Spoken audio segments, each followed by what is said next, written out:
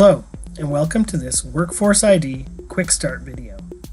In this video, we'll be looking at how to enable recurring visits in Workforce ID.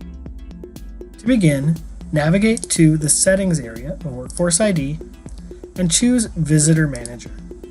From the pre-registration area, scroll down roughly halfway down the screen until you get to the option for Allow Recurring Visits. Checking this checkbox will allow users, when they're hosting a visit, to select a recurring visit radio button. Let's click Save and take a look at that now. Once the settings have been saved, navigate to the Self-Service section of Workforce ID and click on Host a Visit.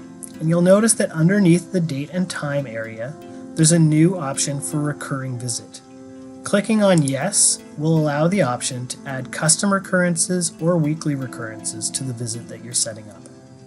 And that should be all that you need to know to get started with recurring visits in Workforce ID.